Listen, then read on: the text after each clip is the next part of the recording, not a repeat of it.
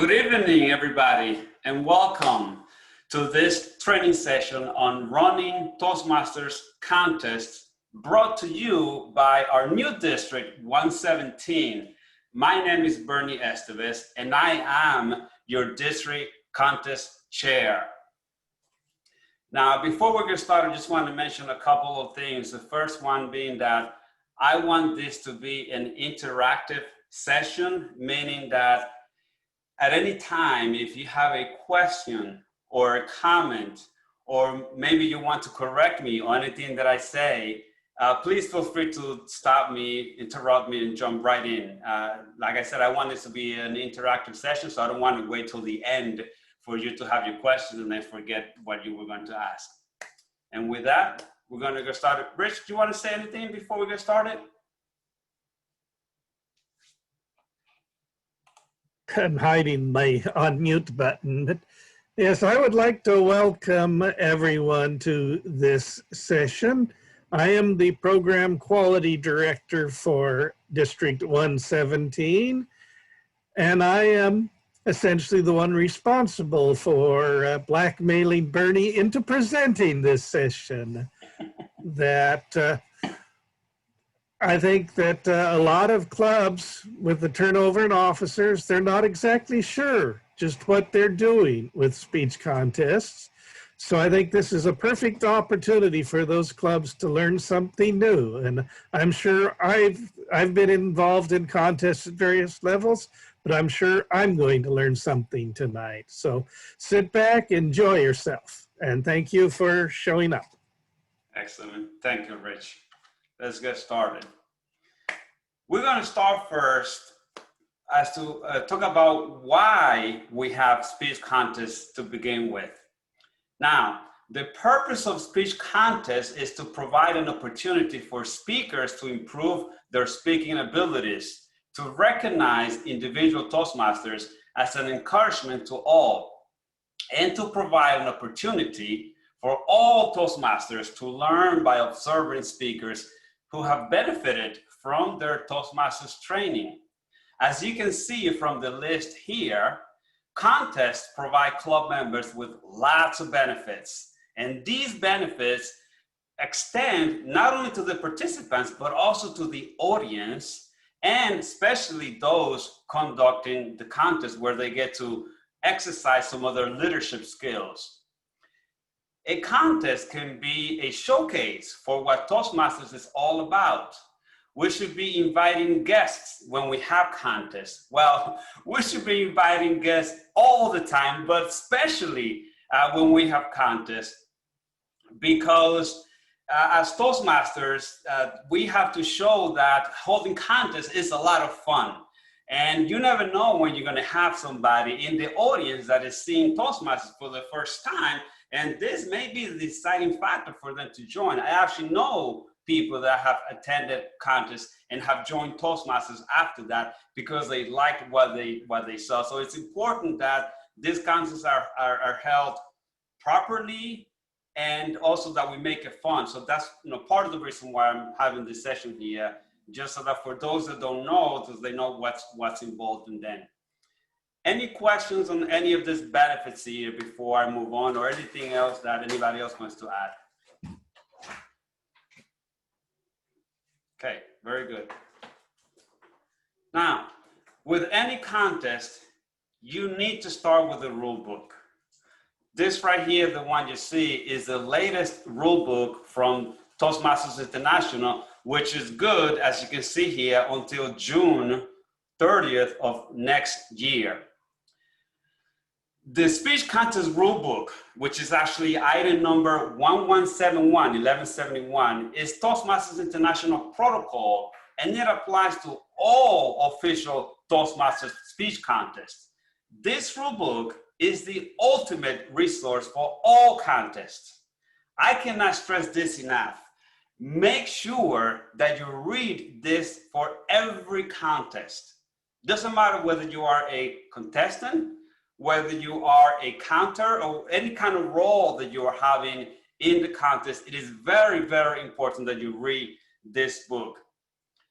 TI actually does a pretty good job updating this rule book every year. So even if you read it 1 year and you think you know it all, or maybe 6 months down the line and you think you don't need to read it again, it's good to read it again, not only to refresh yourself, but also to see if there's any new guidelines or things that Toastmasters took out, because they do occasionally take things out or rephrase certain things from year to year.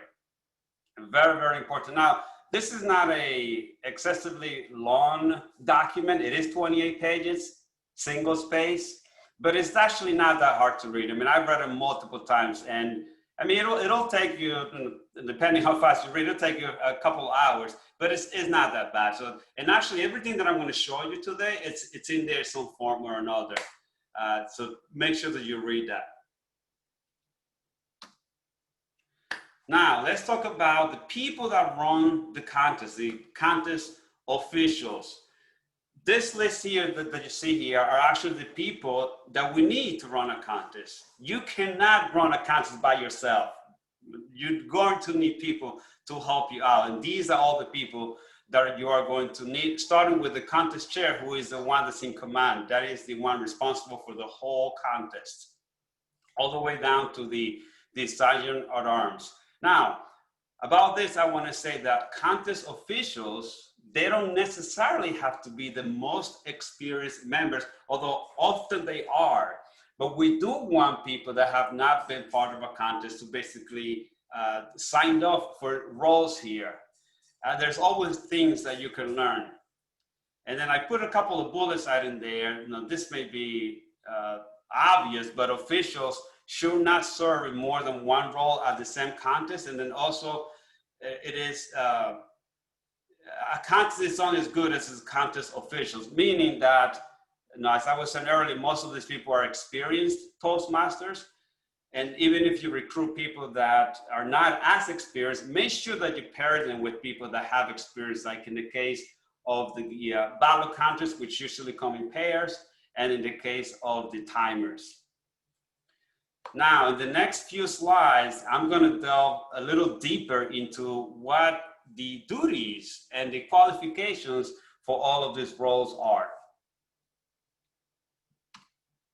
And we're going to start with the contest chair. As I just said in the previous slide, the contest chair is responsible for the entire contest. And you can find that all the list of the responsibilities for the contest chair in the rule book on pages 20 through 22. You know, I've sort of took that out and just put a little summary here of things that happen before, during the contest, and then after.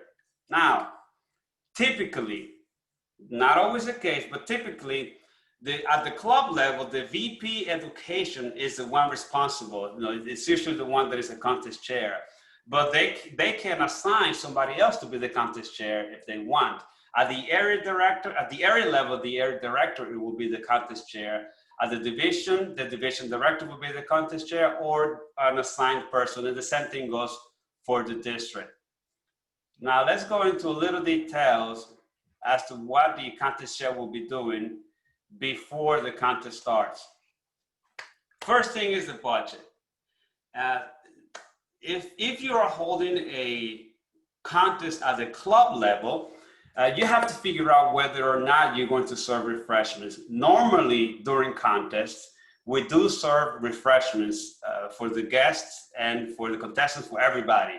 And you need to know ahead of time how much money do you have so that you know what kind of refreshments you are going to be able to provide to the people. Like I said, at the club level, you have to get together with the club committee, the treasurer, and figure out if that is something that you're going to do, or if you're just not going to serve any refreshments. So you need to have that discussions.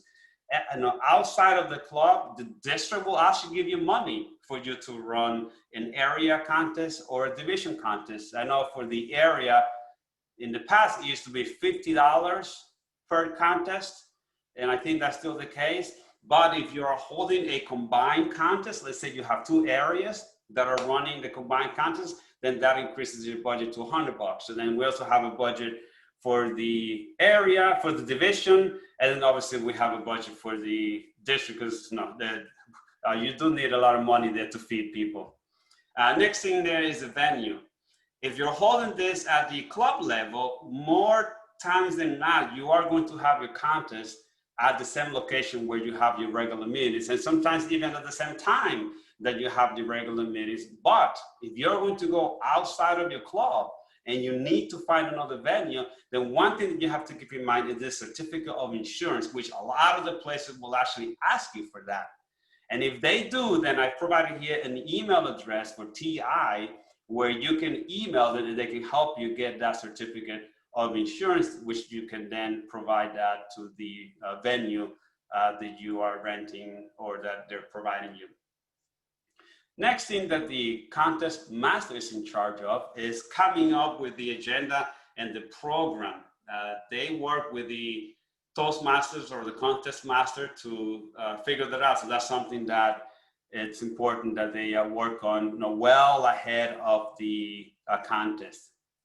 And then another thing that the contest master needs to be mindful of is that they need to select contest officials. These are all the people that I listed before that are going to help them run the contest. One of the key person that they need to recruit, maybe the first person they need to recruit, is their chief judge. The chief judge has a lot of responsibility in a contest, and then after the contest master, that's probably the next most important person in a contest is the chief judge, because they need to, not only do they need to make sure that the contestants are pre-qualified, but there's a few other things that the chief judge is in charge of, which I will discuss in actually the slide coming up after this one. And then one of the other duties of the contest master is that they have to brief the contestants the day of the contest, usually 30 to an hour before the contest starts. So that's one of the things that the contest master has to do. And I'll talk a little bit more about what these briefings entail in later on. Okay, now let's move on and talk about what happens during the contest and what is the contest chair doing. Now, I said earlier that the contest master can also be the Toastmaster for the contest. And if they are, then these are some of the things that they have to do. If they have assigned somebody else to be the Toastmaster for that day, and I actually highly recommend that they do, even at the club level, I actually recommend that you look for a Toastmaster, because there are going to be other things that you're going to want to keep an eye on to make sure that the contest is running smoothly. And if you are busy being a Toastmaster, there may be some other things that need your attention. So I highly recommend that you actually do get a Toastmaster for your contest. But if you are the Toastmaster, then you're going to be announcing the contestants right when the contest starts. You're going to be in charge of the interviews once all of the contestants have spoken and after the judges have marked all the ballots and they have been collected. If there are any protests, you have to work with the chief judge to make sure that you address that. And I'm going to talk about this a little bit later. And then at the end of the contest, you are going to be in charge of announcing the results and giving out the trophies or the certificates if it is at the club level. Normally at the club level, we don't give out any trophies, but if it is at the area and division, obviously the district, we do give out trophies. And those trophies at the area and division levels, the district will actually provide that for you. And then you want to thank everyone. And I put this in parentheses here just to really stress this out, that judges must always remain anonymous. The judges should only be known by two people, and that is the contest master and the chief judge. Nobody else should really know. Actually, technically, if you didn't help the chief judge recruit any of the judges, then the chief judge would be the one and the only one that would know who those judges are. And now I'll speak a little bit more later about this, why judges need to remain anonymous. All right, let's see. Now, let's see what happens after the contest is done. Here it is. The most important thing that you need to do when a contest is finished is to fill out a winner's notification form, which is 1182, and especially if this is a contest that is going to go up to different levels. Now, if this is a contest that is going to stay at the club level, then you don't have to worry about this. But the reason why you want to fill this out if a contest is moving up to the area, division, and district, and so on, is because the next level contest chair, they need to know, he or she needs to know who are the contestants that are coming in, so that they can start contacting those people to get information from them in forms that they need to fill out. I put in there to include all the winners, and the reason why you want to include all the winners when you give that information to the contest chair at the next level is because if you only give the winner, the first place winner to the next level, and that person, for some reason or whatever reason, is not able to attend that other contest, the contest chair for that contest needs to know if there is an alternate person that can attend for them. And the alternate person that can attend for them will be the second place winner from the previous contest. And if the second place winner is not able to attend, then the third place winner will serve as alternate, and so on. So that's why it's important that you report not only the first place winners, but all the winners, first, second, third, and fourth, however many contestants you had in there. That's why it's important. And the last thing that I have here, which is kind of obvious, is make sure that you pay your bills for the venue. This is a place that you have to pay for them, because you want to leave things in good terms in case you need to use them again in the future. And so I just put that there just to make sure that you do that. Bernie? Yes, sir. We're getting a couple of questions in the chat that Right now. I thought we ought to address. The big one was whether we were going to have the question was if contests can be conducted, if there's any reason why we can't conduct the contests over Zoom. But the discussion has branched out to considering whether or not contests are going to be virtual or live. When I asked Bernie to set up this session, my original intent was that this would be just a general contest session.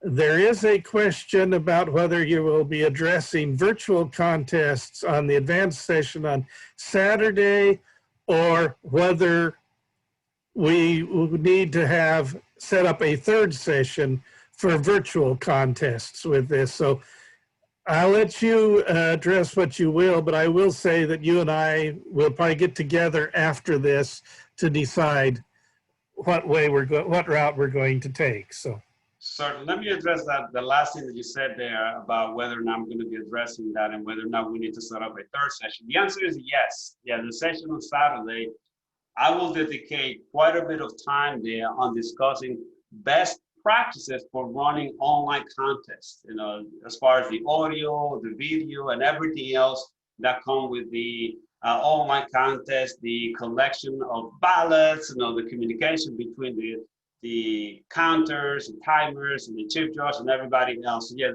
I'm going to go into a lot of details on Saturday on that. This session today was more of a introduction and basics. So the running virtual contests, I thought, and that's the reason why when Rich and I talked about doing this, I moved that to the second session. But yes, that will definitely be addressed. And now, as far as the first thing that was said there about virtual contests, I don't know yet. I mean, for the time being, you basically have to follow the guidelines for wherever community, whatever city you're in, and if they allow you to have in-person gatherings of certain numbers, then yes, you're more than welcome to have your contest in person. Otherwise, you are also welcome to just have it online. There is no penalty. It will be just treated the same. It's just that things will have to be done a little bit different. And if you are attending, whoever asked the question, if you are attending my session on Saturday, then you will see what those other things are. Now, as far as the spring is concerned, when we do the international and the table topics, I don't think it has been decided yet how that's going to be conducted. I don't know where we are going to be with this pandemic by then. Rich, I don't know if you talked about that with the leadership already, and if you're ready to share anything here, or if that's something that's going to be a TBD. We're still playing the waiting game, but I think our expectation is that things will be virtual for the spring. Okay, well, there you have it. Yeah, most likely. But there are several comments, and I believe that what people are saying is correct, that Toastmasters has said that speech contests for the time being will be virtual. But again, today's session is the basics of contests, which will apply whether virtual or live. Yeah. And the information that I'm going to be sharing with you on Saturday actually came from Toastmasters, because they've already created guidelines for running virtual contests, and I suspect that they expected that we were going to be in this situation for quite a while. So all the information that I'm going to be sharing with you on Saturday is actually official, although I'll be adding some little twists here and there, but most of it is actually recommendations that is coming straight from the top. Okay, let's keep going now. We're going to go to the Chief Judge. Now, there are eligibility requirements that you need to meet in order to be a Chief Judge. Now, interestingly, these requirements apply to the Chief Judge and the judges. They're actually identical, except if you're going to be at the club level, there's less requirements for you to be a judge or a Chief Judge. At the club level, for you to be a judge or a Chief Judge, you just have to be a paid member, period. No, very simple. So anybody can technically be, anybody that is a paid member can be a Chief Judge at the club level. When you start moving up to the area, the division, or the district, not only do you have to be a paid member, but you have to have been a paid member for at least 6 months. On top of that, there is an educational requirement that you have to have, and that is that you have to have completed level 1 and 2 of any path and pathways. By the way, this is the same requirement for a contestant. That is, in the past, it used to be that they had to do a minimum of 6 speeches from CC Manual. The translation of that in pathways is that they have to have had levels 1 and 2 completed in pathways of any path, any of the 11 paths. So those are the requirements. And by the way, this is listed in the rule book, in the, I forget the page number, but there's also a form that every judge and Chief Judge have to fill out. That's the 1170 form, which is basically stating that they have to sign that they're saying that they're going to be objective and that they're going to be fair when they do the judging. So that form, it is a must that it has to be filled out for you to do that. And the Chief Judge and the contest master will be the ones in charge of collecting those forms from all of the judges. Now, as far as duties is concerned, one of the main things that the Chief Judge has to do is they have to advise contest officials. These are judges, counters, timers, and the secret tie-breaking judge. Now, I added the word secret there. See, if the judges need to remain anonymous, the tie-breaking judge has to remain even more anonymous, meaning that only the Chief Judge is supposed to know who the tie-breaking judge is. So that's why I added the word secret there, just to emphasize that fact. So the Chief Judge will be in charge of recruiting people for those roles and advising them of their duties. The Chief Judge will also be creating what we call judges packets. These are folders which inside of them, they will have all of the tally sheets, basically all of the forms that the judges and the counters and the timers are going to be needed. And there's going to be a separate packet created for the tie-breaking judge. You see, the tie-breaking judge uses a different ballot than all of the other judges. That's why it is important the Chief Judge distinguishes, or create a specific packet that is just for the tie-breaking judge. And really the main difference between the voting ballots between a typical judge and a tie-breaking judge is that a typical judge will essentially select the first, second, and third winner, or fourth if you have a lot of people, but typically first, second, and third of any contest. And that's it. Whereas the tie-breaking judge has to basically put all of the contestants in order. So if you have 10 contestants in a contest, regular judge, they will only pick the top 3. Tie-breaking judge, they will order all 10 of them in the order of preference of who he thinks actually did the best job, from the first place all the way to the 10th place. And that's why it's important, because that voting ballot is different from the regular judge. So the chief judge needs to be mindful of that, to give that one ballot that is particular to tie-breaking judge to that person. Now, normally the chief judge will encourage judges to view some kind of training for, even if they had judges training in the past, it is good to refresh yourself on what are the things that make a contest that is fair and objective. And I put here a link that it's a pretty good training that TI has on their site that I recommend everybody to see it. And this is actually not just good for judges, but for contestants as well, so that they know how they are being judged. I think that's very useful for contestants also. And then one of the other things that the chief judge has to do is there's a number of briefings that they have to do before the contest starts, pre-contest briefings, as I say there. There's a briefing for the timers, briefing for the counters, sergeant at arms, and specifically briefings for the judges. Now, it's okay to have the tie-breaking judge be part of the same briefing as the judges. I have seen chief judge where they actually have a briefing with just alone and a one-on-one with the tie-breaking judge, and then another briefing with the judges. You could mix the two, but if you do, make sure that nobody else knows in there who is the tie-breaking judge. When I was a chief judge, what I have done is I have put a little mark on one of the folders that I knew was for the tie-breaking judge. I will give that to them, and then I will tell them to come to the same briefing as the judges, because technically the same information that it needs to be given to the judges, it's the same information as a tie-breaking judge. But that's a preference as to how the chief judge wants to handle that. And then I put in there that the chief judge, they basically act as a chief counter, but it doesn't mean that they're going to count ballots. All they're going to do is they're going to supervise the counting of that. He's going to verify the information from the 2 ballot counters. And then one of the last thing that the chief judge will do after all of the contestants have spoken and all of the ballots have been tabulated is that they will deliver the winners to the contest master. And that's when the contest master then is ready to make the announcement.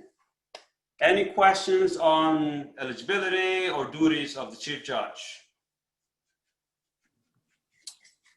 Hey, one quick question. This is Jim Montgomery. For ballots, assuming that we're doing a contest over Zoom, are there any, and maybe this is not the right time to ask, maybe Saturday is, but I'm curious about how ballots work over Zoom, because obviously there's some voting functionality there we could use. We're not going to be handing paper back and forth.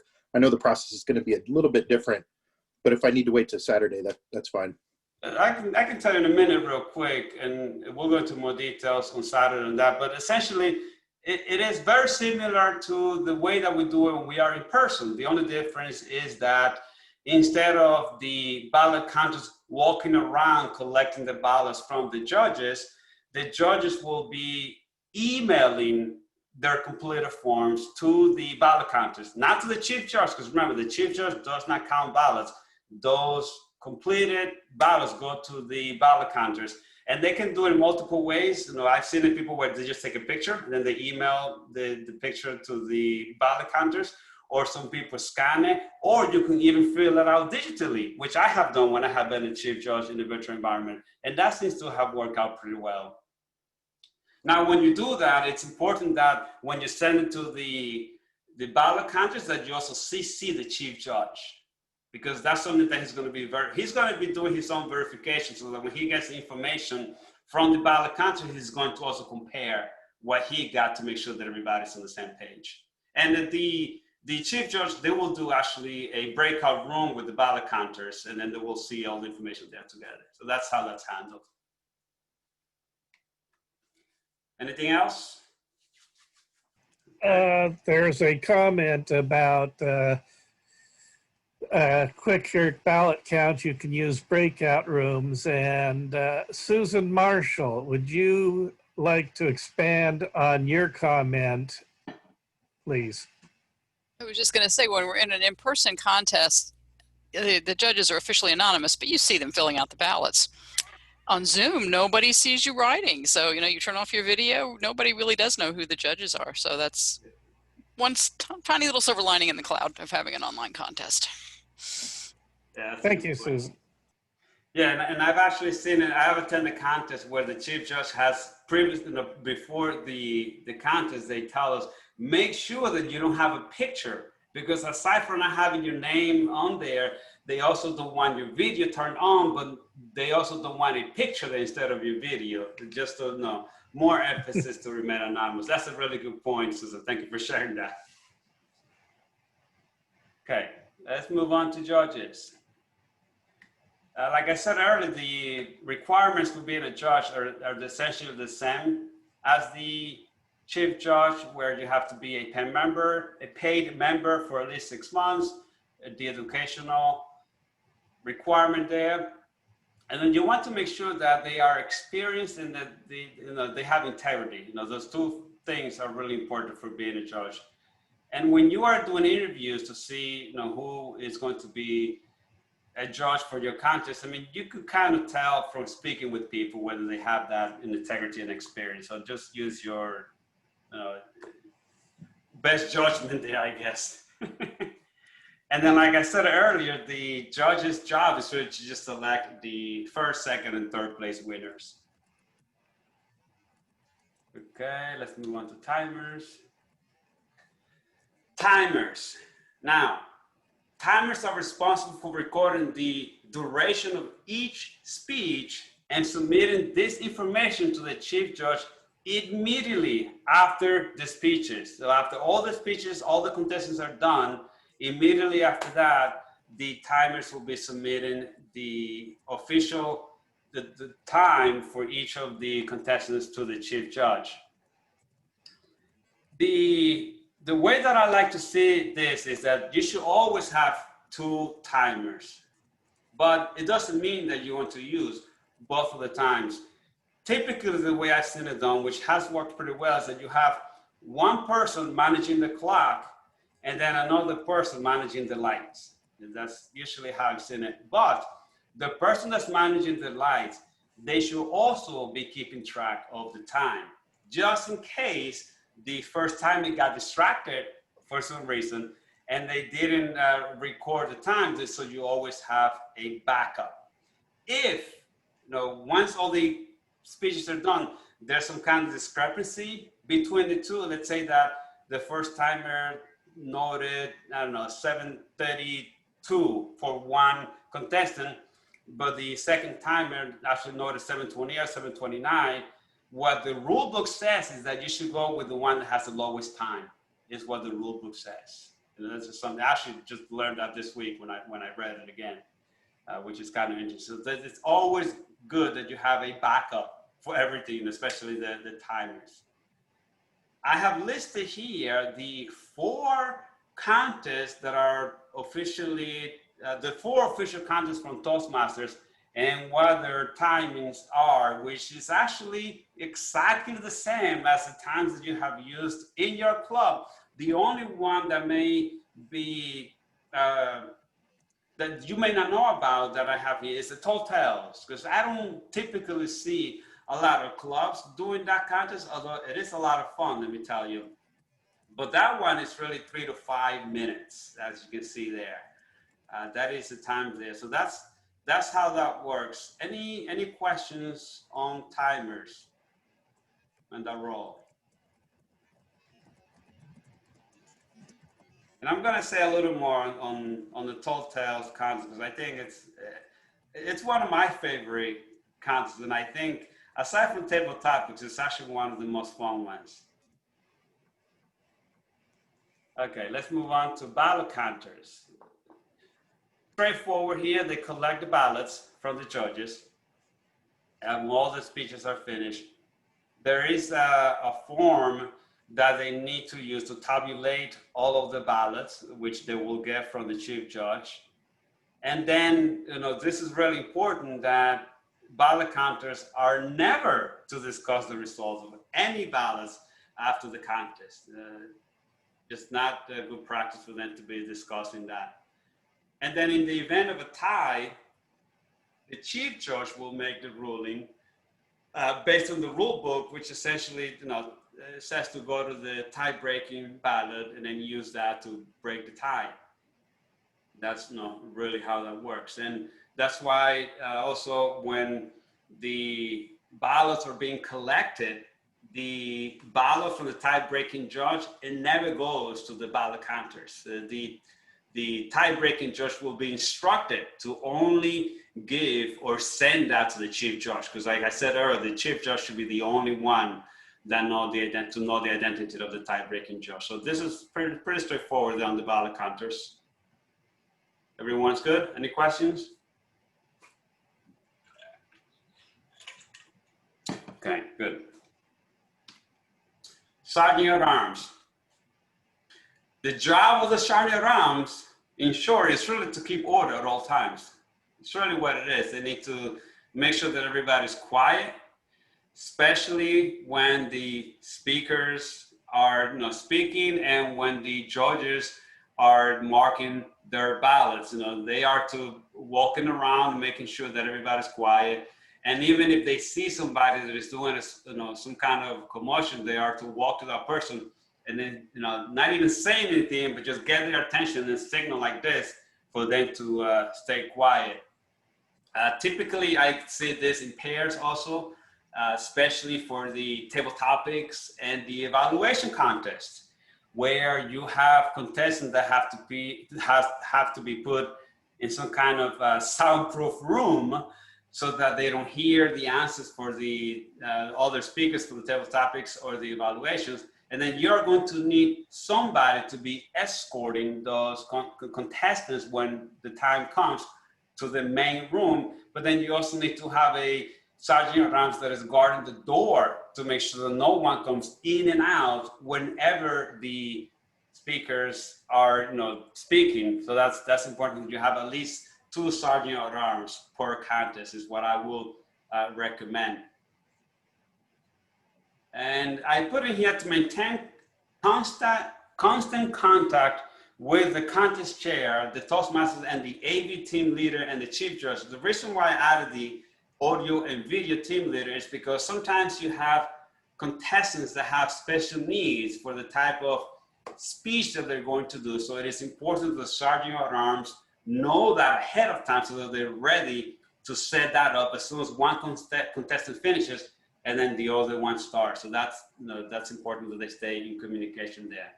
And then the last thing is that, I like to call the sergeant at arms a sort of a utility player. Be ready to assist anywhere, anytime and anywhere. Because sometimes, maybe for whatever reason you're missing a ballot contest, but if you have an extra sergeant at arms, then you can basically give him that job. Okay, how are we doing on time? 43 minutes. Okay, excellent.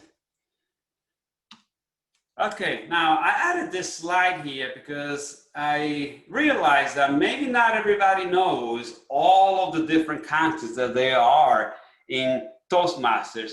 These here are the contests officially recognized by Toastmasters International.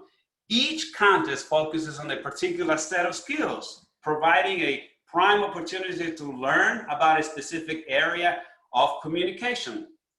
Each of these contests begin with competition at the club level. Club winners compete at the area contest. Area contest winners compete at the local division contest. Division contest winners compete at the district conference. And then district international speech contest winners will represent their respective districts in the international speech competition at the annual Toastmasters Conference held in different locations throughout the year in the world. In general, to be eligible for any contest, and I mentioned this earlier, a contestant must be a member in in a good standing club, meaning that the club dues have to be current, okay? If a member belongs to more than one club, the member may enter the club contest for each club where he or she maintains good standing. However, this is important, a contestant may not represent more than one club at the area level, even if the clubs are in different areas or divisions. District officers may not compete in any contest, which I think a lot of us may know that. So if you have any kind of leadership position in the district, then you are not eligible to compete in a contest. I cannot compete in a contest this year because I am the district contest chair, so I have a leadership position in the district, and anybody else that has a district position, the area directors is a district position, so they cannot compete at any contest either. Now, if this is a contest that is going to stay at the club level, I think I can compete, right, Rich? If it's just going to stay at the club level, it doesn't matter? That is my understanding, that clubs have a lot of flexibility in what they can do at the thing, but you could not advance to a higher level. Right. That's my understanding, but I think I would advise people to check the rule book just to confirm that, because I haven't actually looked at the rule book myself for a couple of months. Sure. Yeah, I think you're right, Rich. Thank you for that. And speaking of advancing to the next level, as Rich just mentioned there, the International Speech Contest is the only one that will go past the district level. All of these other ones here will stop at the district level if they are held in the spring. As you may know already, and if you don't, then you're going to know it right now, we are not holding any district-sponsored contest in the fall, meaning that any club that has any contest in the fall, and we highly encourage you to do so, those contests will have to stay at the club level, and they may not advance to the district because we are not having a district conference in the fall. We haven't had that, I think, for the last couple of years. And TI has this ruling that any contest that basically goes past the club level, it has to end at the district. It cannot end at any levels like the area. You cannot stop it at the division. It has to be taken all the way to the district. And since we're not holding any district conference in the fall, then that's why if you have any contest, it has to stay at the club level. I hope I said that right. Rich, if you want to add anything more to that, please feel free. There is one clarification because you mentioned fall conference, but Toastmasters has also decided that the only district conference is the spring contest. And any contest that officially goes beyond the club level must go all the way through to the district level. And so what that would mean for us was we would be responsible for holding 4 contests next May at the annual conference. And with the fact that we're a new district, we're still getting our feet under us, it was decided that that might be asking a bit much to try to hold 4 contests at our first ever separate district conference. This does not prevent clubs from getting together and holding contest festivals or special events that would mimic an area contest, but they cannot be called an area contest. They could have to be designated a special event and not be considered, in order to not be considered an official Toastmaster event. So I hope that clarifies things. I know that is something that I am getting regular questions about. Right. Well, there you have it. If you didn't know, now you know. Now, let me say a couple more things about the tall tales and in the video. This two here may be unfamiliar to some of you. As I say there in the description for the tall tales, it's basically highly exaggerated and improbable fictional short story. Basically, the telltales, the objective is to use your imagination and develop and present a story that you've created that has exaggerations and twists and turns. That's why this is a lot of fun. And I have seen speeches. I have not actually seen a Tall Tales contest yet, but I have seen quite a few Tall Tales speeches, and they are a lot of fun. It's 3 to 5 minutes, like I said before. So if you have a chance this fall, that is one of the ones that I will highly recommend that you hold at your club. And then, hey, if you don't want to do a contest, then just do a meeting where all of the pitches are Tall Tales meetings. I think that could also be a lot of fun. Now, with the video contest, I actually didn't know about this contest until last year, and I've been here in Toastmasters for about 5 years, and I just learned it last year.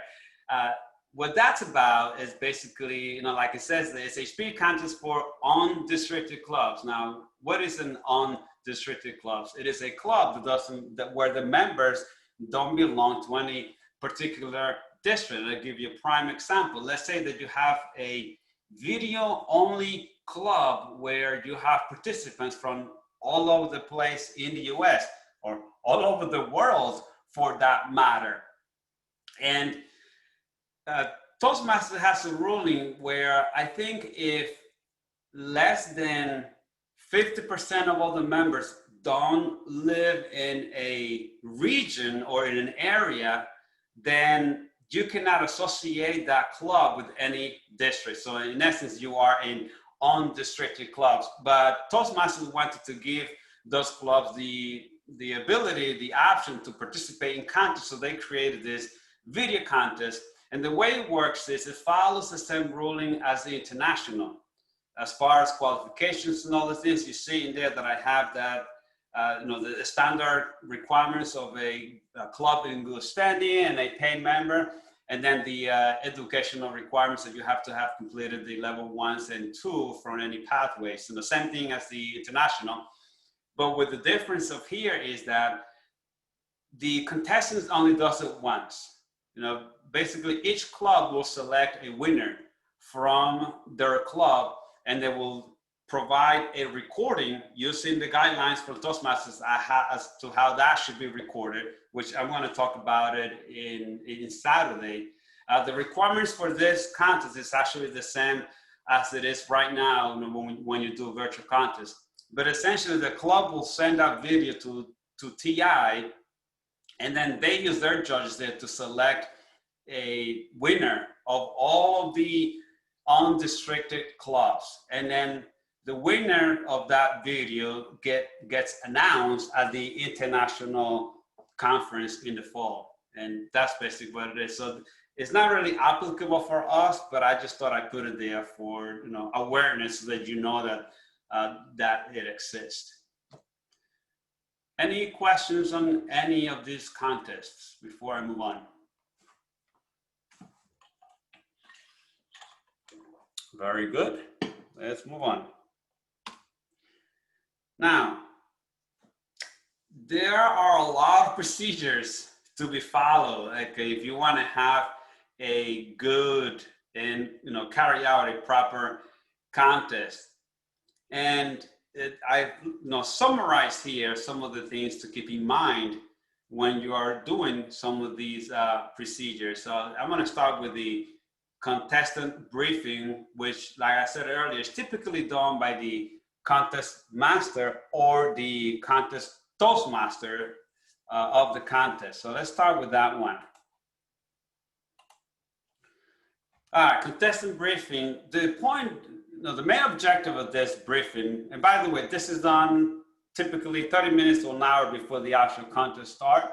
You want to verify that all of the contestants are there and that you can pronounce their name properly. I mean, there's nothing more embarrassing of you calling a contestant up and you are just butchering their name. It's just not nice to do that to them. So you want to make sure that you know how to pronounce their name. If for whatever reason you're missing a contestant, it's okay. That's actually not a requirement that they are at the briefing. However, that contestant must be present at the contest before the Toastmasters of the contest is announced and before the contest starts. If they come to the contest after the Sergeant at Arms turns the contest over to the Toastmaster, it is too late. Unfortunately, that contestant at that point will be disqualified from taking place in the contest. But if they come before the Toastmaster is announced and after the briefing is done, then they are allowed to participate in the contest. But they have to make sure that as soon as they arrive, they make it known to the chief judge and the contest master that they're there, so that they know. So that's important there. One of the other things that happens at the contestant briefing is that the rules are reviewed. Typical rules about timing and things like that. These are things that the contestant will already know, but it always helps to review those rules. The timing protocol will be reviewed. They will be shown where the lights are going to be located. Okay, so that later on they cannot say that it was not their fault that they couldn't see the lights, because it was explained to them that the lights are going to be over there, and that this is going to be your speaking area. And so that's also explained to them. And then it will be an opportunity for the contestants to test their equipment during the contestant briefing, the microphone and whatever else they are going to use, and any props that they're going to use. That's when they get to test all that out during the contestant briefing. And then one of the key things that happen at the contestant briefing is that the speaking order is selected there. There are various methods that people use for choosing this. It is a little bit challenging now with this virtual world, and there are some techniques that TI recommends for you to do that, which I'll speak about those on Saturday in the second session that I'm doing of this. So that's pretty much what that briefing consists of. Any questions on that briefing? Okay, if not, then let's move on to the contest officials briefing, which is conducted by the chief judge. This is where the chief judge advises all of the judges. And one of the things that the chief judge will say to the judges is to sit close to the front, especially in big rooms where contestants have to use microphone. If for whatever reason there is any mishap with the audio, if the judges are sitting in the front, then they will be able to continue to listen to the speech, even if there are audio issues. A lot of times the chief judge will say to sit close to the front, but they will say actually for them not to sit on the same area. They will say to spread around in the room. The chief judge will review the judges' guide and ballot with all the judges. There are certain techniques that is used, and the way that you fold it and all these things that the chief judge will basically give you some recommendations on how to handle that. And then they will also brief timers. This is actually a different briefing. I mean, there's a multiple, so there's like a judge's briefing, there's a briefing for the timers, and there's a briefing for the contest. So the chief judge will be in charge of doing all this briefing before the contest starts. Everybody good on that? Any questions? Bernie, I am going to have to sign off now for my other meeting. Go ahead, Rich. Thanks for being here for the hour. Appreciate it.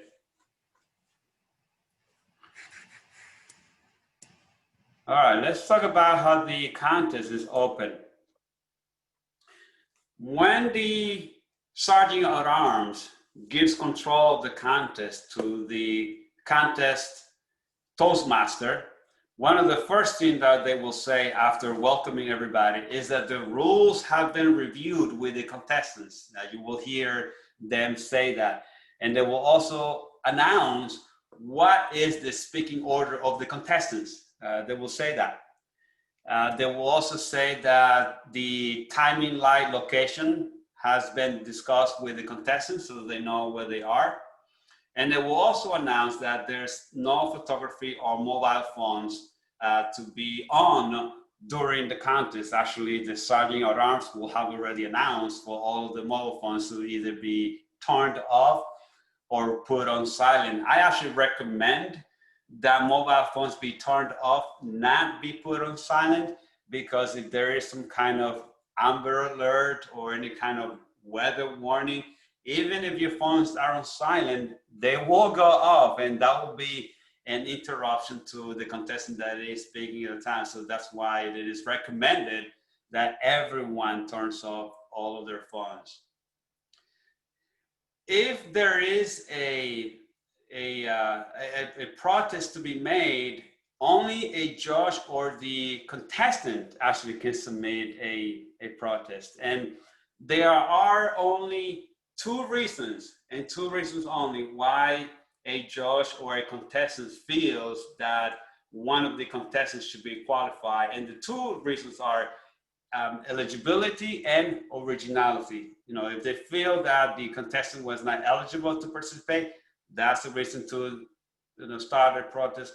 Or if they feel that the speech of the contestant was not original, then that's another reason that they can lodge a protest. And just a reminder about originality, or let you know if you don't know this, TI consider a speech original when you use 25 or less quotes and paraphrasing in your speech.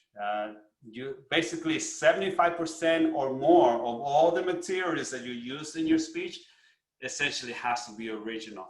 And if you use paraphrasing or quotes, you should be giving credit or referencing where that is coming from. And that's basically how it is. Let's see what else. Yeah, just real quick about the protest. The way that it works is that if the chief judge feels, or he thinks, not the chief judge, if one of the judges feels that one of the contestants should be disqualified. And by the way, the judges should never pay attention to the timing. That is not for them to decide if they met the time or not. And that timing of the speech is something that they should never consider. And when they come to select the first, second, and third winner, which is why you may notice, or you will notice if you haven't been to a contest, that the way that the timing lights are placed, it is such that the contestants will be able to see them, but everybody else won't.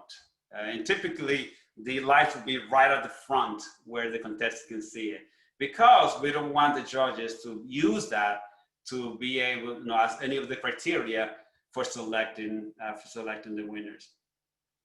And if there is a protest that needs to be done, the way that it's supposed to be handled is that the judge, in their ballots, as they're filling it out when they finish, they should put it in big letters where it's physically seen the word protest in there. And then when one of the ballot counters sees that, they will basically alert the chief judge, and then the chief judge will have a briefing with all the judges and the contest master, and then discuss that. Because when you have a protest, you have to get the contestants in question involved, and then they have to be given a chance to explain it. So that's how that works. And if it is determined that the contestant is disqualified, well, they have to be let known, meaning they cannot just select somebody else as a winner and not say anything, so they have to let him know. That's how that works. Okay, and then let's talk about this one here. The contestant introduction. Yeah, this is key as to how this is done.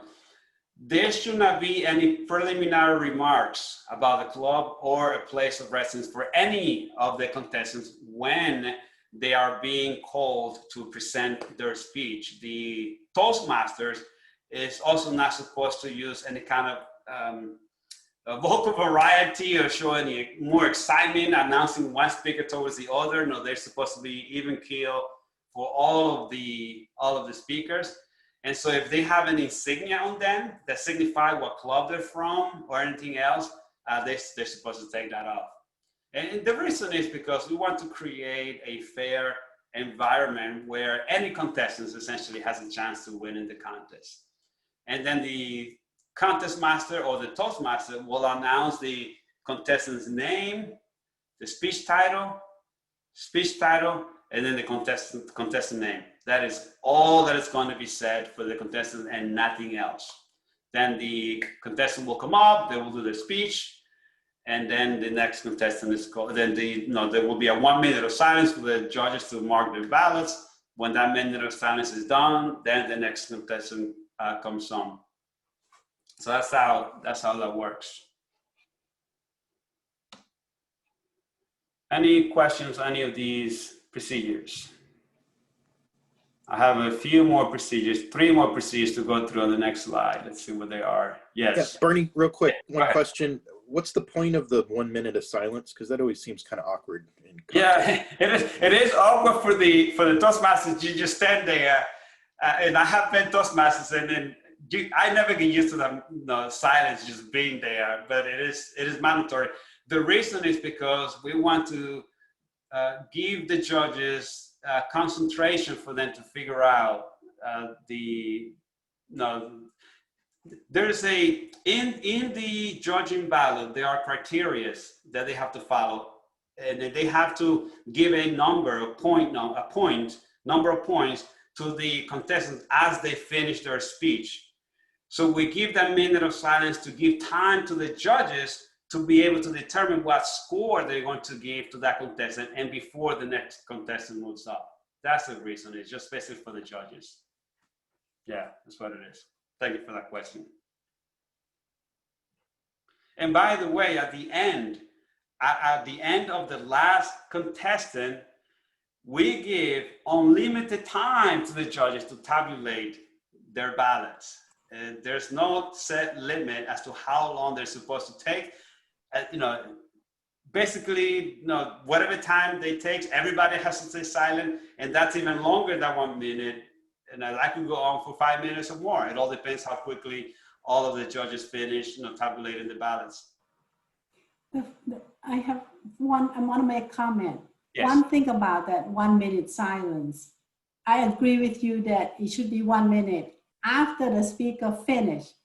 But most of the time, it wasn't like that. It seems to be like when you bring the new speaker up, after they announce, then they say 1 minute silence.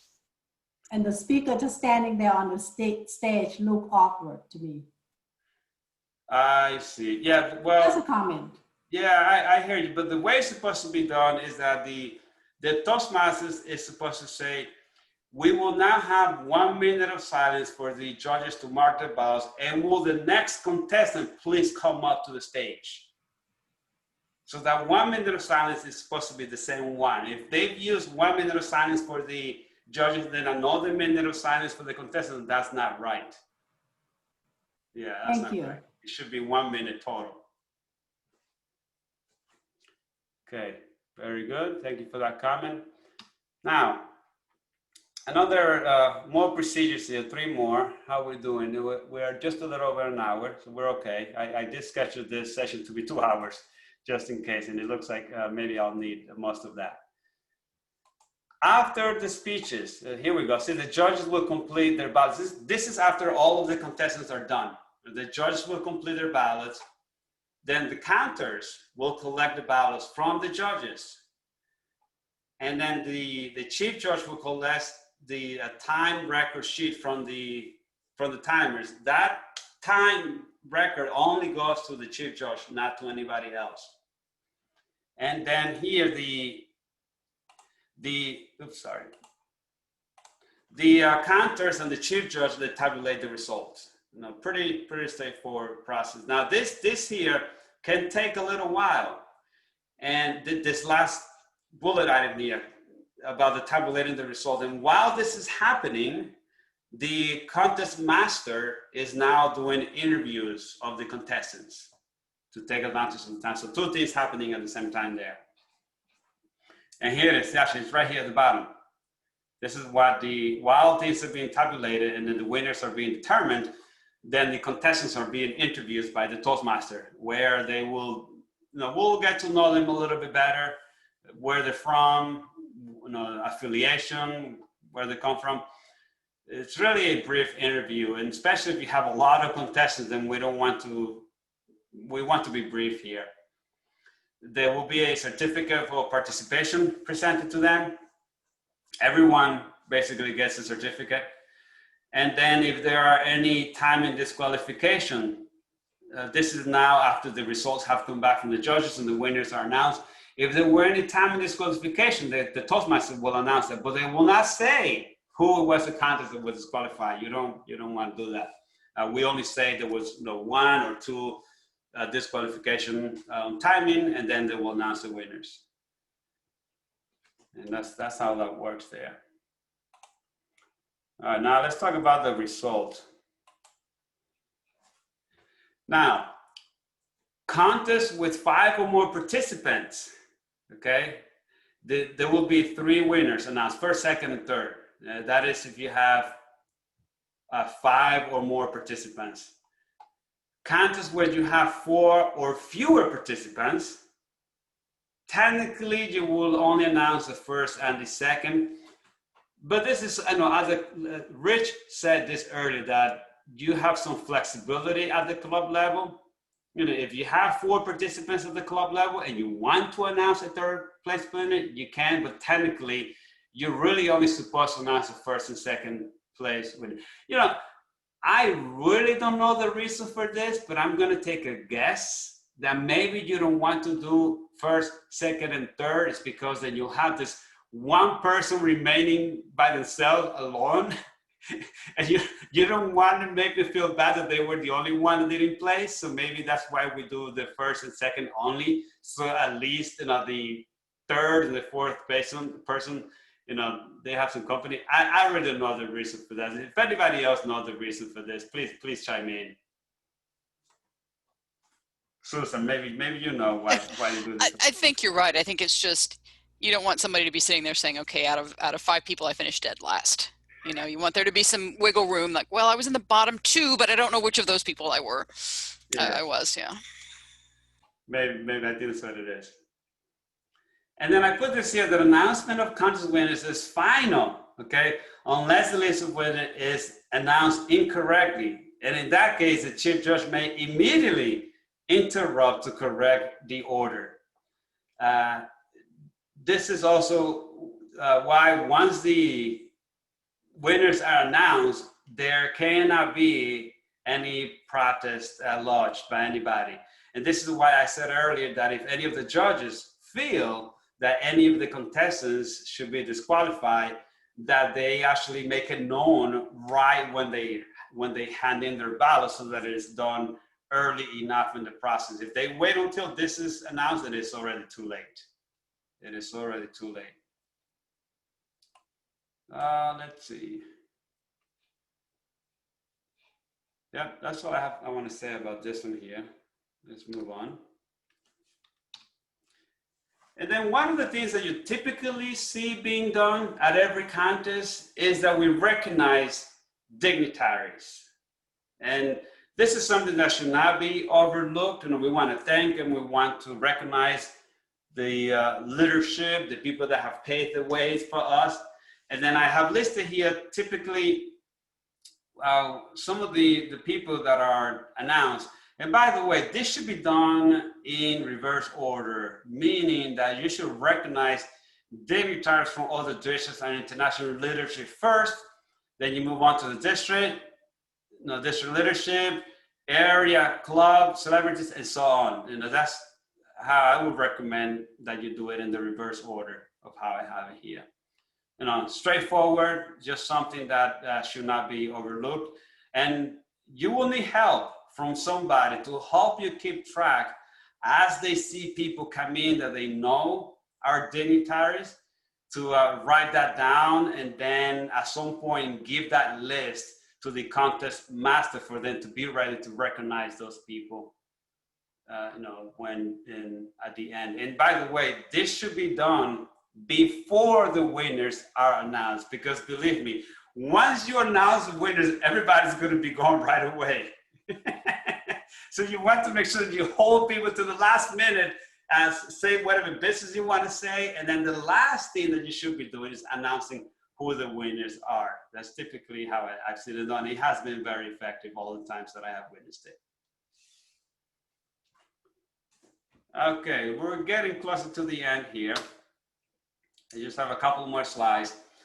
Now this is a cool slide here because I'm sharing with you some key resources that I think are going to be very beneficial for anybody that is planning a contest. We're starting with the first one here.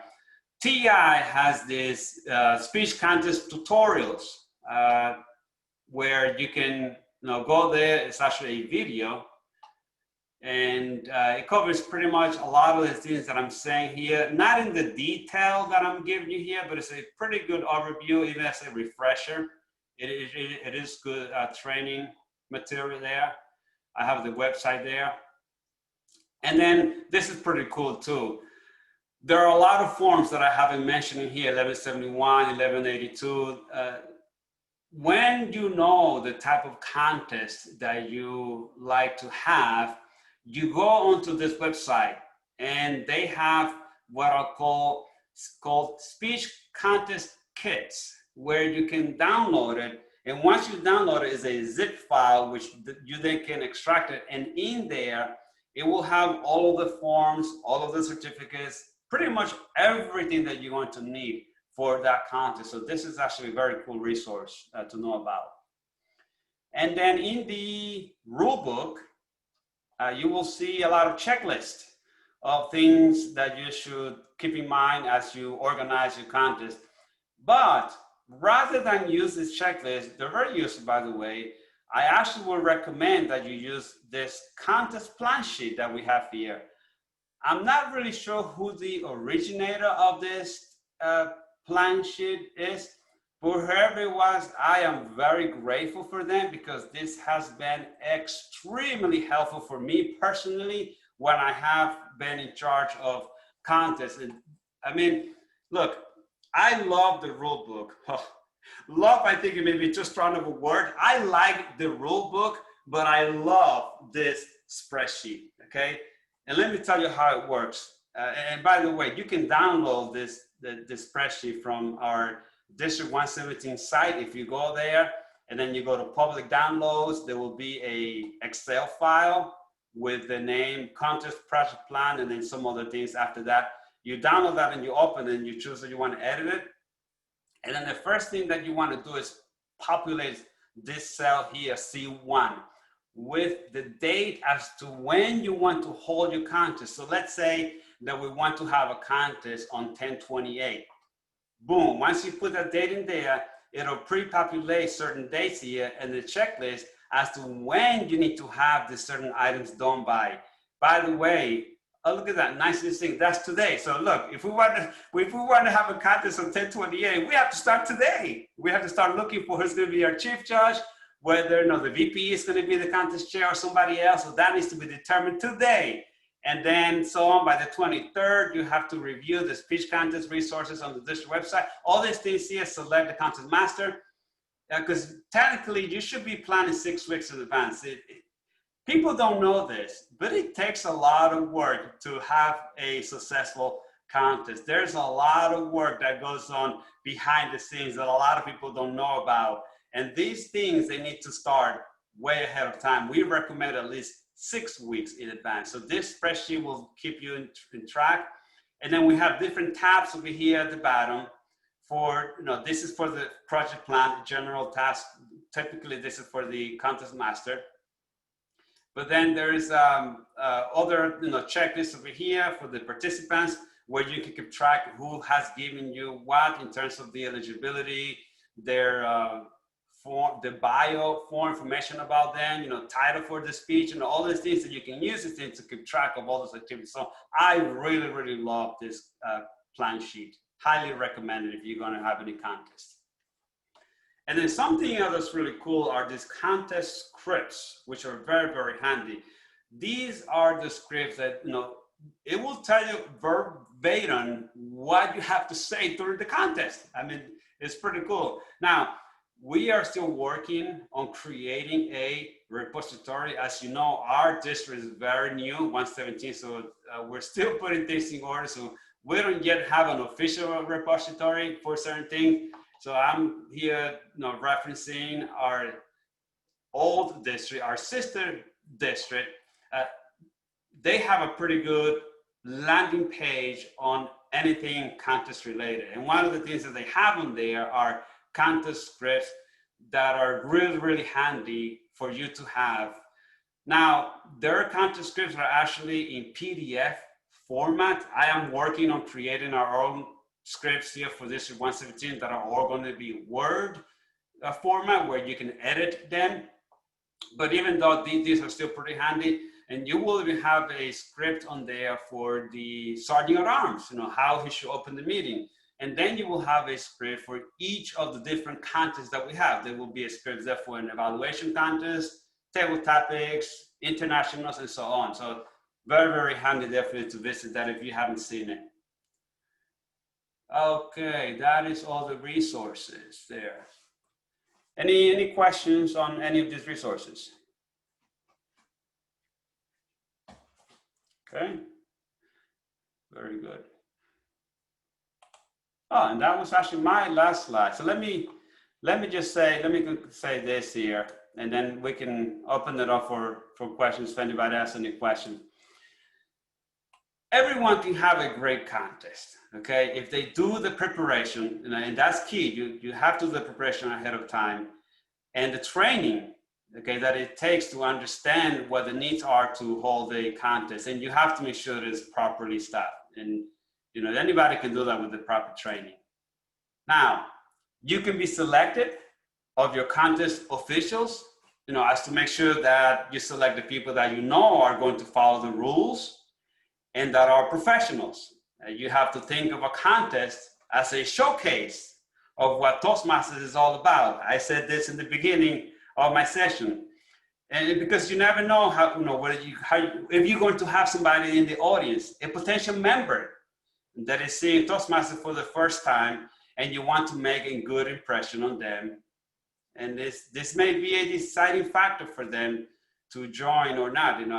Like I said in the beginning, I know Toastmasters that are Toastmasters today, whose first experience of Toastmasters was a contest. So you want to make sure that you get the proper training, that you recruit people that are going to be professionals to help you with this and that follow the rules. And don't wait until the day of the contest to look at the rule book. Okay, you have to start. Actually, I will start the day that you decided you want to have a contest. I will read the rule book, and then I will read it again when it's getting closer to the contest, so that things are fresh in your head as to what all the rules are. So you should be reading it multiple times. I am including my information here. You can text me, or you can call me, or you can send me an email if you have any questions whatsoever regarding the contest, or if you need help running a contest. I can serve as one of the officials if you need me, if I am available. I could be whatever you need, contest master, chief judge, whatever you need. If I am available, just let me know, and I'll let you know if I'm available, and I can do that. No problem. All right, bye everyone. Have a good evening.